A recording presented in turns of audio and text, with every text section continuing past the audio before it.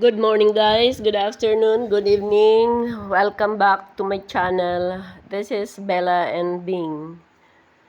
For today's video, papakita ko sa inyo ang aking mga kalateya na medyo lumago na siya katulad ng dati na ano lang sila, maliliit pa dahil sa umulan kaya medyo lumago na.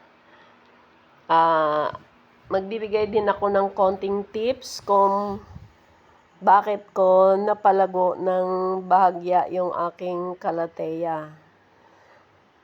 Base sa aking mga karanasan, ito ay ayaw ng sa mainit na lugar. Gusto nila medyo shaded. Hindi kailangan exposed sa direct sunlight kasi naluluto yung kanyang mga dahon. Pag guys nakikita na ninyo na yung gilid ng dahon meron ng brown, ibig sabihin nun medyo natutuyuan na sila at kailangan na natin ilagay sa shaded na area. Tapos, ang gusto nila guys is medyo madalas siya basa. Dapat moist lagi ang kanilang soil. Kasi ayaw nila ng dry katulad ng mga sansevieria na kahit ilang buwan or weeks pwede natin silang hindi diligin. Pero itong mga kalateya guys, gusto nila laging basa. So, ganun natin sila mapapalaki. At gusto din nila yung medyo lumalaki sila guys ng medyo mataas hanggang may nakita nga ako dati sa isang park. Lampas tao yung kalateya, lalo na yung beauty star or yung ornata. Lumalaki siya guys ng hanggang lampas tao. Pero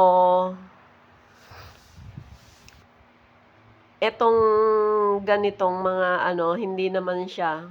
May iba lang na kalateya na lumalaki. Yung parang mga long-legged. Ayan, lumalaki siya. Eto, lumalaki din siya guys. Tumataas din siya pero hanggang mga 2 feet lang.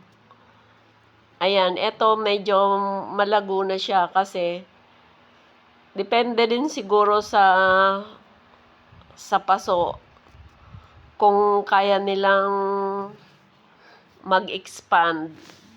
Pero kung itatanim natin sila guys sa lupa ay talagang lalaki sila.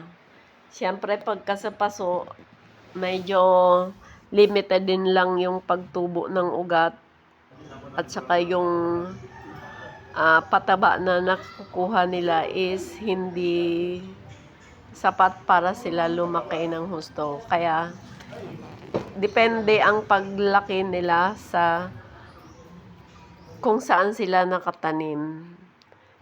Pero kasi, usually sa atin, gusto natin nasa paso kasi itong kalateya guys is indoor plants din. Maganda sila sa loob ng bahay at tumatagal sila sa loob ng bahay kasi gusto nga nila shaded area. Pwede rin silang ilagay sa gawing water plant. Katulad nitong TriStar guys. Thank you for watching and bye-bye.